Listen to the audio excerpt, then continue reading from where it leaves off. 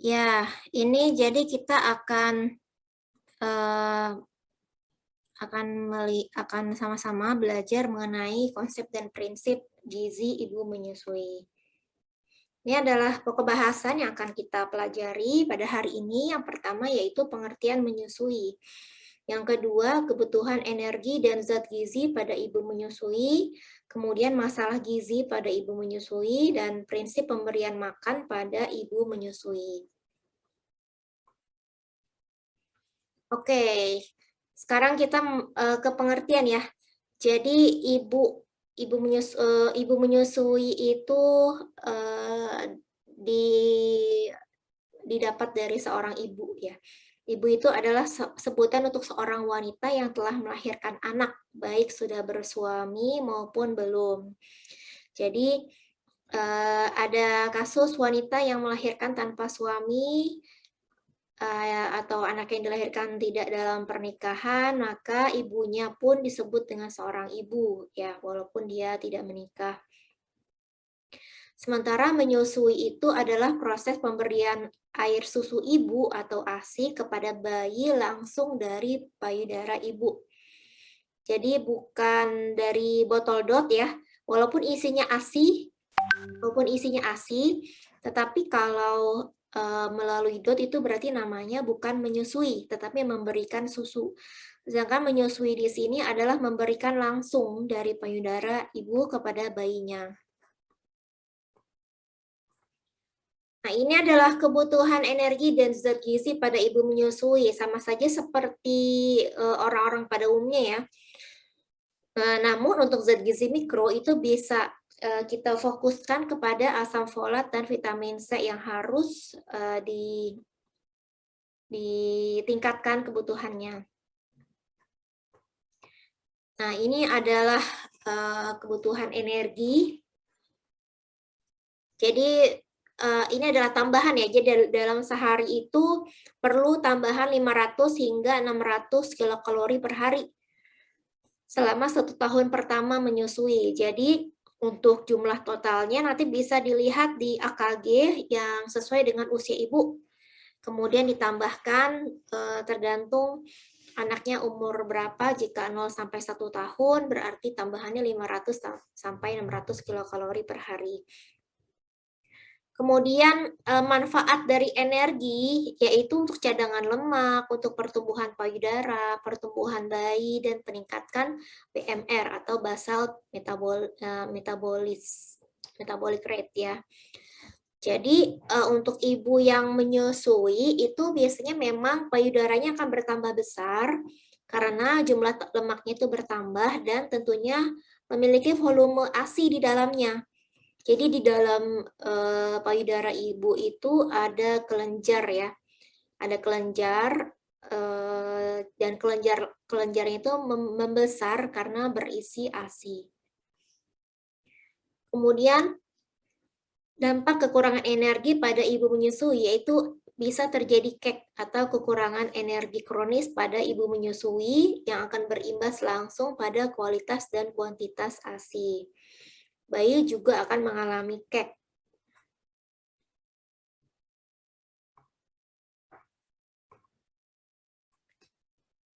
Kemudian yang berikutnya itu ada protein.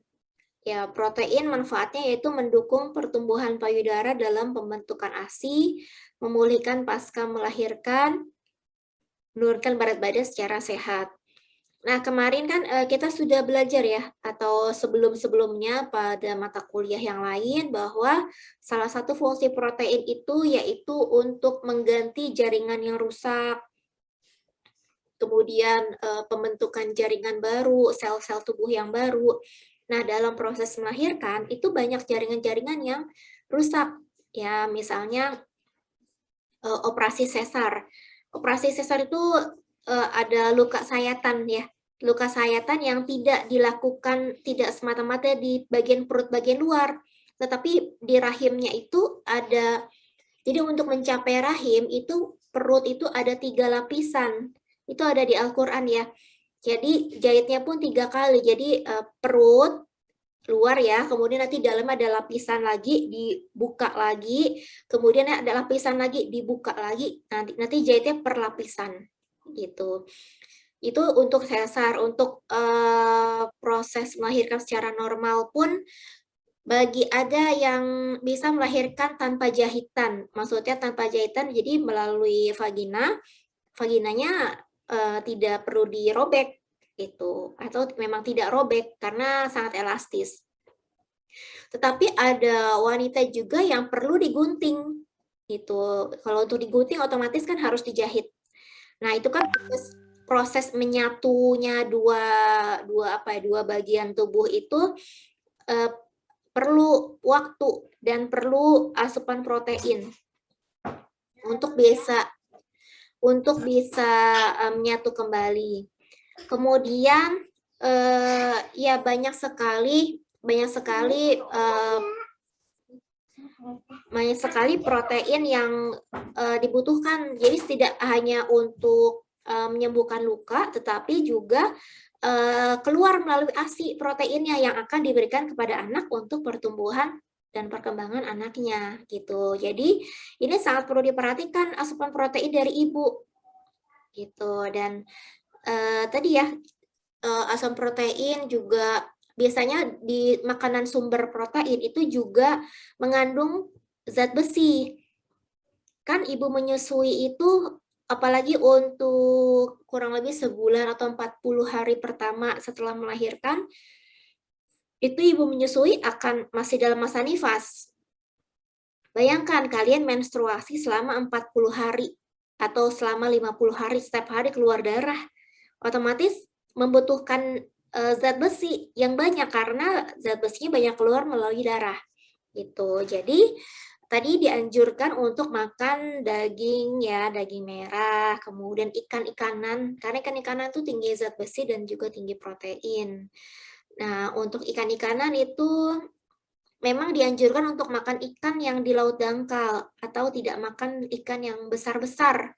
Kalau besar-besar kan tinggalnya di laut dalam ya. Di laut dalam itu dia berarti kalau dalam rantai makanan, dia rantai makanan yang terakhir gitu. Jadi bisa mengandung banyak merkuri atau zat-zat yang berbahaya untuk ibu hamil. Jadi disarankan untuk makan ikan di laut yang tidak dalam, seperti ikan kembung ya, atau ikan lainnya, atau ikan darat juga bagus gitu. Kemudian selama kebutuhan protein yaitu 17-20 gram per hari selama 1 tahun pertama menyusui. Apa dampak kekurangan protein pada ibu menyusui? Yang pertama, kualitas ASI tidak baik. Tumbuh kembang bayi terhambat karena dalam ASI-nya itu proteinnya sedikit. Kenapa sedikit? Karena memang yang ada di dalam tubuh ibunya cuma sedikit karena ibunya kekurangan protein. Sehingga yang masuk ke ASI sedikit. Otomatis yang masuk ke dalam bayi pun sedikit. Gitu. Jadi tumbuh kembang bayinya terhambat. Sementara kita ketahui bersama bahwa protein itu salah satu fungsinya adalah untuk pertumbuhan dan perkembangan bayi, pertumbuhan dan perkembangan, tidak sekadar bayi sih, semua manusia ya, karena terkaitnya dengan sel-sel tubuh gitu ya. Kemudian pemulihan pasca melahirkan lambat, jadi bekas lukanya lama pulihnya, lama menyatunya gitu, karena protein yang bisa merekatkan itu sedikit. Oleh karena itu sangat perlu makan protein ya. Kemudian ada lemak. Manfaat lemaknya yaitu mendukung pertumbuhan payudara dan sintesis prostaglandin. Ya, karena dalam payudara itu sebagian besar isinya adalah lemak ya. Jadi membutuhkan volume yang lebih besar. Jadi kalau untuk ibu, dan ini pertumbuhan payudara pun sudah dimulai sejak masa kehamilan, karena mempersiapkan untuk proses menyusui itu. Kemudian kebutuhan lemak, ada asam esensial, itu menjadi 4,5% total kalori. kebutuhan lemak itu tercukupi dari 25-30% total kalori. Apa dampak kekurangan lemak pada ibu menyusui? Yaitu pertumbuhan payudara tidak optimal, ASI-nya menjadi rendah lemak, bayi kurang gizi. Ya, bayi ASI menjadi rendah lemak karena padahal lemak itu sangat dibutuhkan untuk bayi. Gitu, untuk bisa tadi kan setiap pekannya itu 100 sekian gram ya kenaikan berat badan yang normal ya. Nah, itu juga membutuhkan lemak untuk sebagai penyusun asupan zat gizi bayi gitu. Kalau kekurangan lemak berarti bisa kurang gizi.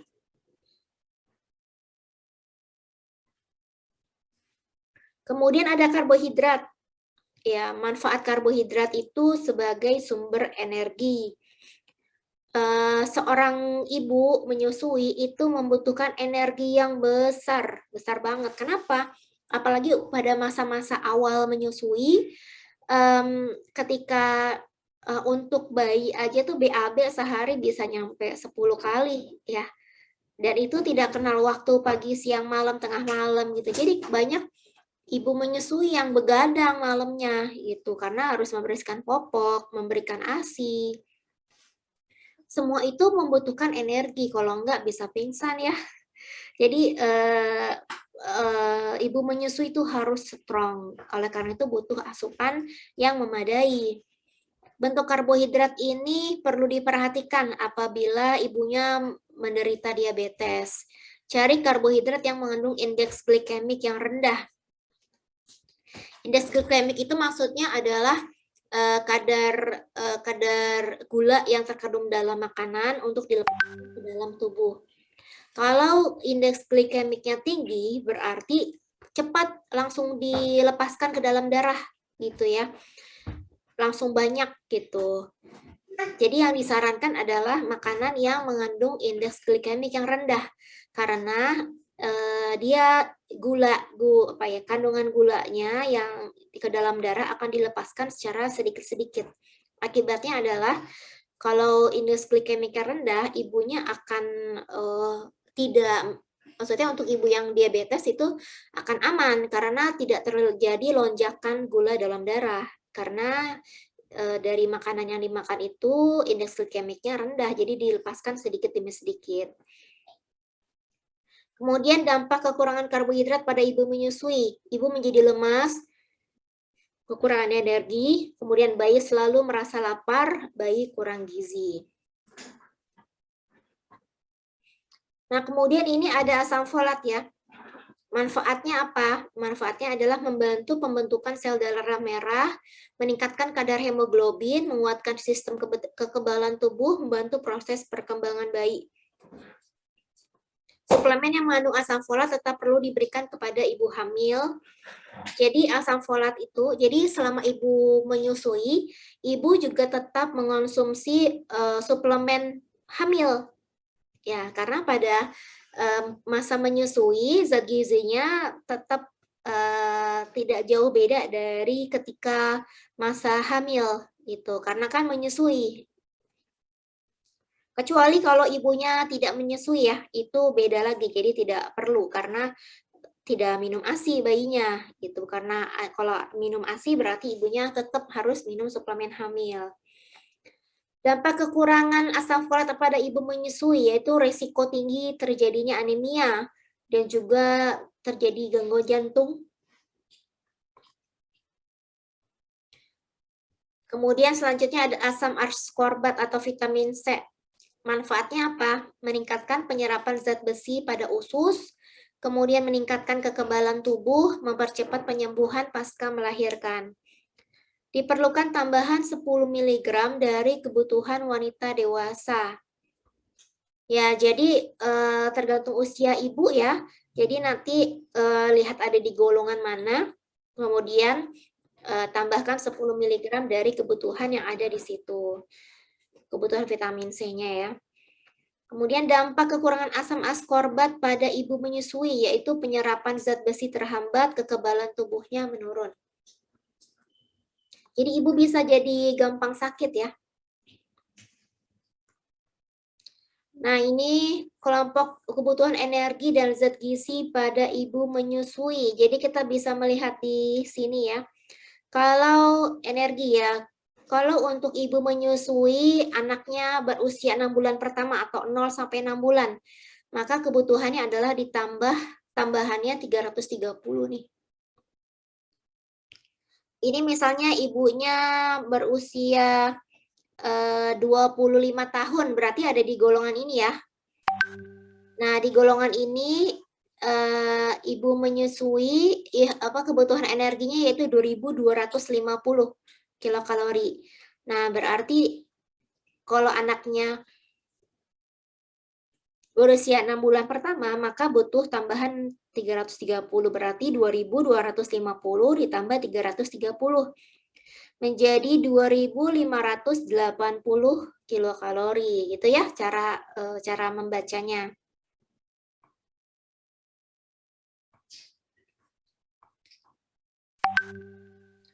Oke, selanjutnya kita akan berlanjut ke masalah gizi pada ibu menyusui. Apa sih masalah gizi yang ada pada ibu menyusui? Apa saja? Yang pertama yaitu anemia. Kemudian selanjutnya ada kekurangan vitamin A, gangguan akibat kekurangan yodium atau GAKI, kurang energi protein, kurang kalsium dan vitamin.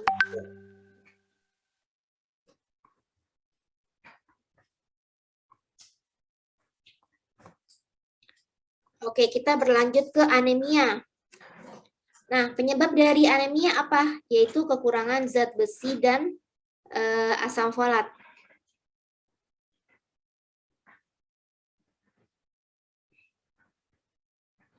Sebentar ya.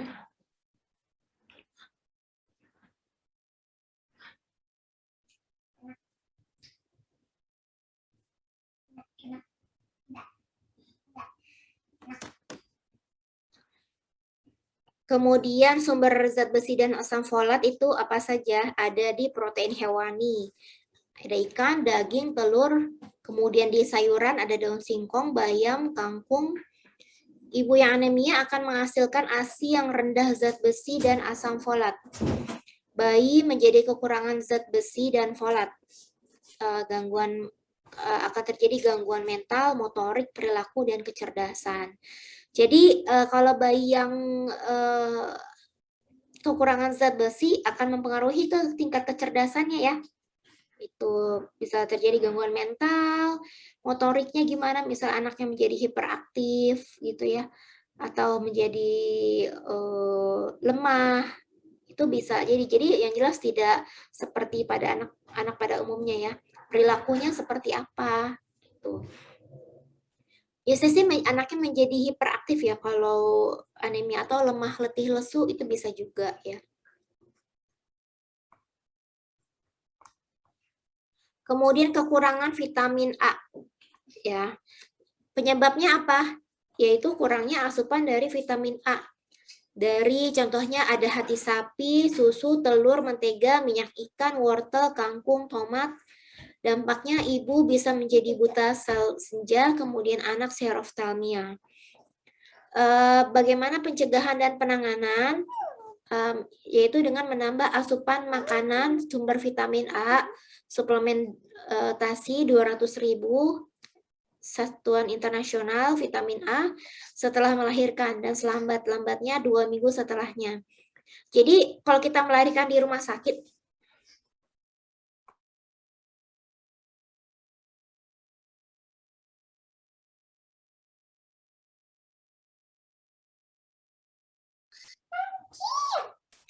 ya, jadi untuk ibu yang baru melahirkan itu akan mendapatkan suplementasi vitamin A dari rumah sakit.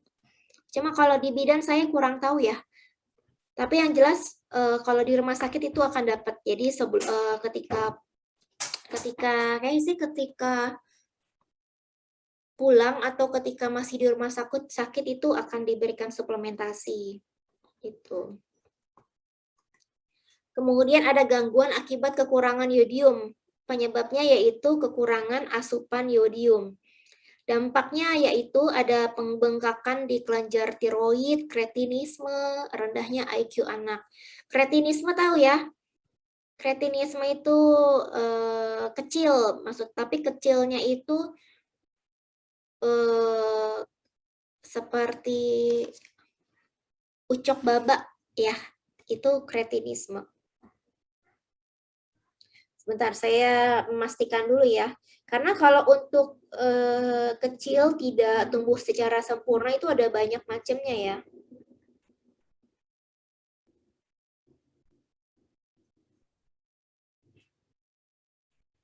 Oh ya betul. Contohnya seperti artis Ucok Baba, yaitu kretinisme namanya. Jadi badannya itu gempal, pendek, kemudian kakinya agak melengkung keluar. Seperti itu ya. Itu adalah kretinisme. Jadi bisa disebabkan karena kekurangan yodium. Dan kalau sudah kena kretinisme itu bersifat permanen ya. Dan itu bisa diturunkan juga ke anaknya. Gitu. Kemudian rendahnya IQ anak. IQ berarti ke kualitas dari kepintarannya ya. Walaupun memang IQ tidak sepenuhnya mempengaruhi, misalnya gini, kalau IQ-nya rendah berarti anak itu bodoh. Tidak juga sih.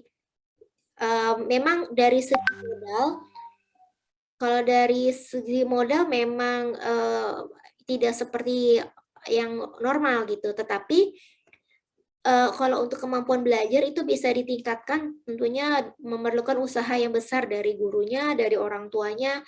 Usaha yang dilakukan itu lebih besar daripada anak-anak yang IQ-nya normal gitu.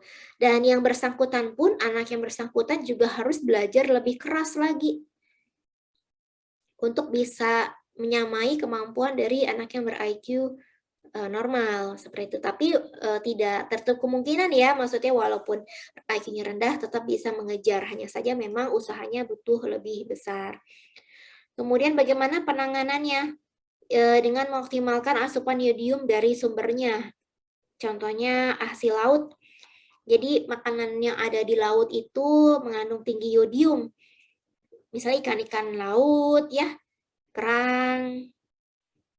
Tapi kalau kerang tidak disarankan untuk makan kerang yang hijau itu ya, karena dia sifatnya membersihkan polutan-polutan yang ada di air laut gitu. Jadi kalau misalnya kita makan kerang yang ada di Teluk Jakarta, di pantai di Jakarta, itu berarti kan Jakarta itu sedang disorot sekarang ya lautnya. Pantainya mengandung paracetamol. Jadi mengandung limbah pabrik, limbah obat gitu. Jadi dalam jumlah yang sangat besar itu bisa menyebabkan keracunan. Jadi kalau misalnya kalian main ke Ancol saat-saat ini ya, itu tidak diperkenankan untuk main di pantainya. Tidak boleh kena air. Gitu, karena sedang tercemar paracetamol saat ini.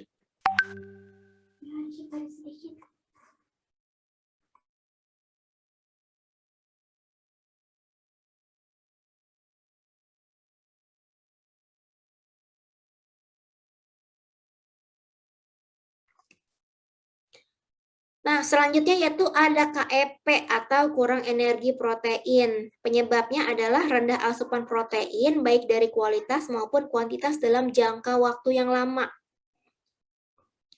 Jadi, ini seperti yang saya sampaikan ya. Jadi, ini berasal dari gadis ya. Jadi ibu yang masih single ya mungkin ibu yang belum punya anak atau sejak masa gadisnya sudah kekurangan energi dan protein gitu, jadinya menyebabkan KEP. Dampaknya apa? Penyembuhan pasca lahir yang lama. Penyembuhan pasca lahir itu bersangkut paut dengan luka-luka yang didapat pasca kelahiran ya. Ya tentu saja lama karena protein yang ada dalam tubuhnya itu rendah karena asupannya memang rendah dan di simpanannya pun rendah itu, bahkan mungkin tidak ada simpanan mungkin saja karena memang untuk sehari-hari saja masih kekurangan protein. Bagaimana caranya tubuh bisa menyimpan protein. Jadi kita bisa menyimpan lemak, menyimpan protein jika asupannya berlebih dari kebutuhan dalam sehari. Kalau dalam jangka waktu yang lama itu kekurangan, maka bagaimana caranya dia bisa memiliki simpanan gitu. Jadi ini berbahaya ya. Kemudian anak juga penurunan kualitas dan kuantitas ASI. Anak juga bisa terkena KEP itu. Nah, contohnya yaitu marasmus kwashiorkor.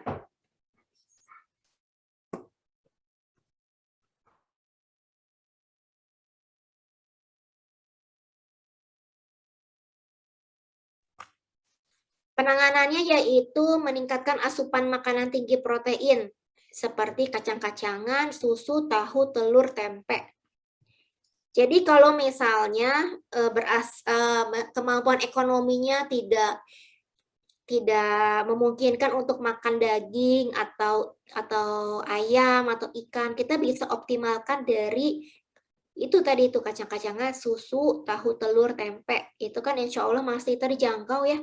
Apalagi telur. Telur itu kan walaupun harganya murah dan sederhana, dia bioavailability-nya sangat baik. Jadi kemampuan protein yang ada di dalam telur itu, kemampuan untuk diserap di dalam tubuh itu sangat tinggi. Gitu. Jadi kualitas proteinnya bagus dan terjangkau. Kemudian kekurangan kalsium dan vitamin D. Ya, jadi kalsium dan vitamin D merupakan salah satu komponen utama dalam ASI yang bermanfaat untuk pertumbuhan dan pemeliharaan tulang dan gigi. Dampaknya apa? Ada penurunan kualitas ASI, pengeroposan tulang pada ibu, anak kekurangan kalsium, serta pertumbuhan tulang dan giginya terhambat. Ini bisa lanjut dari waktu hamil, misalnya kekurangan kalsium, giginya pada copot, kemudian pada masa menyusui pun masih kekurangan kalsium, giginya bisa habis, gitu ya. Jadi simpanan kalsium dalam tubuh kita itu ada di dalam tulang dan gigi. Kalau nggak gigi yang copot ya tulangnya gampang patah, kepleset sedikit langsung patah, karena rapuh dalamnya, gitu. Penanganannya bagaimana? Berjemur di sinar matahari jam 7 sampai 9 pagi, olahraga, makan kuning telur, mentega, minyak hati ikan, dan sebagainya.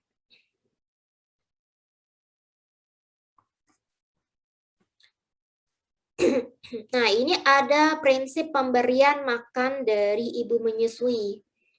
Apa yang perlu dilakukan oleh ibu menyusui? Ya, yang pertama, makanlah, lakukan menu seimbang. Menu seimbang itu ya makannya sesuai dengan kebutuhan gitu, sesuai kebutuhannya, kebutuhan energi berapa ya makannya segitu. Kemudian juga bervariasi. Jadi sumber karbohidratnya jangan nasi mulu. Kalian bisa makan ubi, singkong, mie, roti, kentang, apalagi sagu, jagung. Itu ada banyak pilihan dari sumber karbohidrat agar zat gizinya bisa terpenuhi secara sempurna, karena dalam satu jenis makanan itu tidak ada yang zat gizinya lengkap. Kalau kita makannya bervariasi, sayurannya bervariasi, ganti-ganti, kemudian lauknya bervariasi, buah-buahannya bervariasi, sumber karbohidratnya pun bervariasi, maka zat gizi yang banyak itu bisa terpenuhi gitu karena saling melengkapi satu sama lain. Kemudian minum 8 hingga 12 gelas per hari. Ya, satu gelas itu kurang lebih kan 200 mili ya. Kalau 8 itu kurang lebih 1.600 sampai 2.400 mililiter. Kemudian perbanyak makan sayuran berwarna hijau, kuning, orange. Kemudian apa yang perlu dihindari?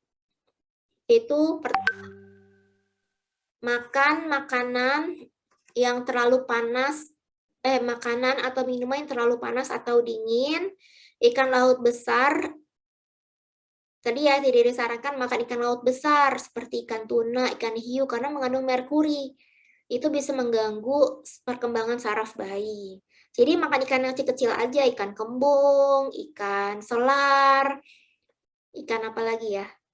Ikan teri, atau ikan apa? Ikan laut. Ikan kakap gitu ya, yang tidak terlalu besar. Karena itu berhubungan dengan rantai makanan. Kalau ikannya besar berarti rantai makanannya dia akan di ujung ya. Gitu. Kemudian hindari juga minuman berkafein seperti kopi, soda, teh. Itu bisa memberikan dampak bayi menjadi rewel, susah tidur, dan iritasi saluran pencernaan. Juga berpengaruh kepada ibunya. Kalau minum kopi itu kan bisa membuat kita terjaga ya. Sementara ibu menyusui itu harus banyak istirahat. Jadi diupayakan kalau bayinya tidur maka ibunya juga tidur gitu.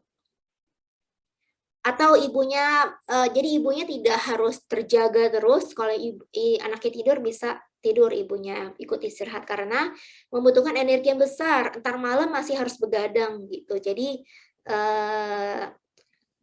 keluar energinya banyak. Jadi jangan sampai seharusnya istirahat tetapi malah jadi nggak bisa tidur karena kita habis minum kopi. Jadinya nggak ngantuk. Padahal itu mendukung untuk tidur gitu. Bayinya nyenyak tidurnya, kitanya nggak tidur karena nggak bisa tidur. Kemudian hindari juga minuman beralkohol. Karena dia bisa mengurangi produksi ASI, gangguan perkembangan saraf bayi. Gitu ya. Jadi jangan minum alkohol.